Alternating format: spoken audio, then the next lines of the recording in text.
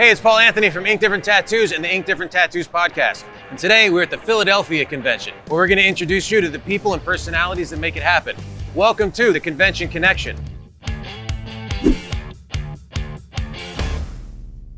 So, at the Philadelphia convention with the founder and the creator of this amazing weekend and the founder of Villain Arts, which started out, right, as merchandise.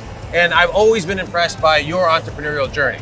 Because you aren't a man who just does one thing. In fact, you can't even do one convention. You do 32, right, yep, this year, 32 right? shows. Amazing. So Suitcase will travel. Yeah. So how did you get started in this? So I started tattooing, in Wisconsin, then got hired my first year of tattooing, kind of finished out my apprenticeship with Philadelphia Eddie, and moved to Philly Eddie at the tender young age of 21 years old. I went to a lot of early conventions with him in the early 90s. In 98, he decided to do a Philly show with Billy Easton.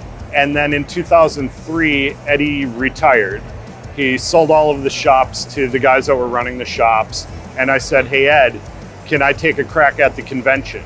And he said, you know what, kid, that thing's a fucking mess.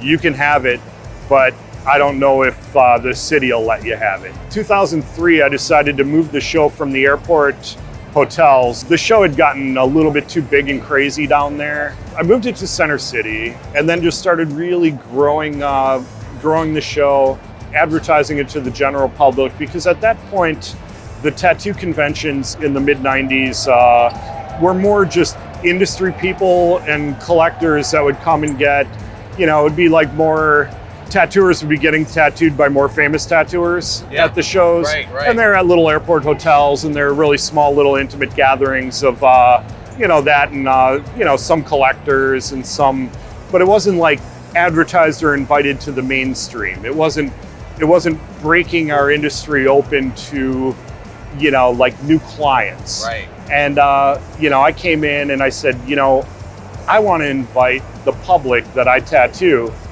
to get tattooed and have this magical experience that we're having. And then my mom said, hey, when are you going to come back to Milwaukee? And then I thought, why don't I do a show in Milwaukee? Nice. See all my old friends and, whatever. So then I did Milwaukee, then I did Chicago, then I did Minneapolis, and then, you're in the Midwest. And then, 25 years later, we're at 32 shows.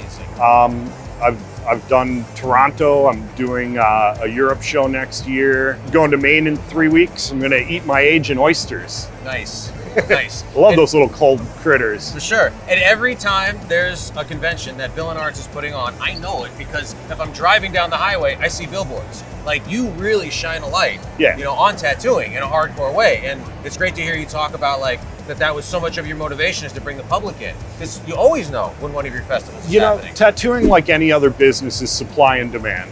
If you increase the demand, you make more money. Over my 25-year career of promoting these tattoo festivals, I've advertised the medium of tattooing probably more than any other person has to the general public on the planet.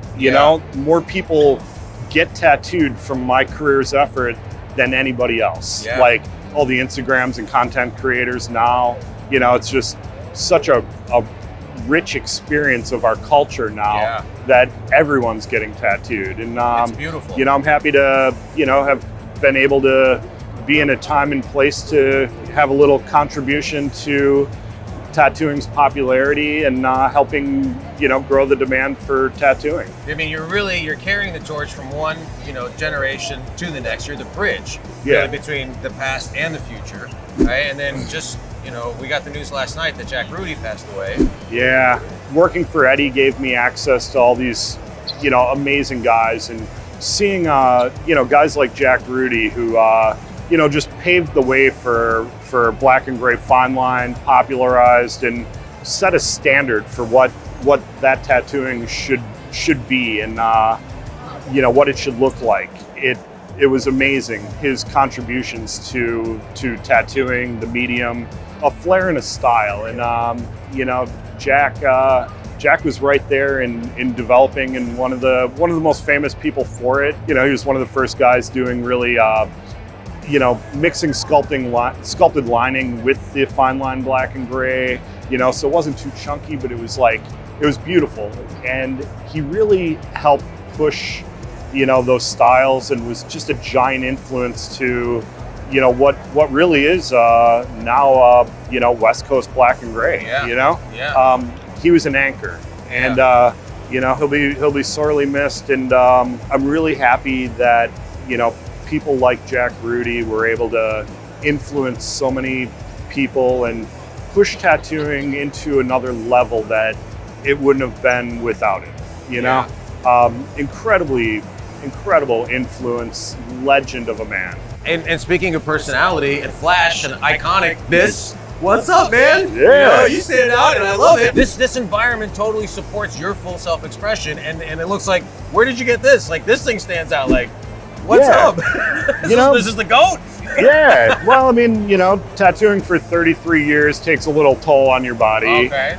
My back, trying to stand on concrete floors for 15 hours a day is kind of giving me a sore back, trashing it. But I'm healthy. I can walk around. It's just this thing gets me around the room a lot faster, and I decided to give it a little style, a little personality. It's amazing, dude. It's super red. And where did these come from?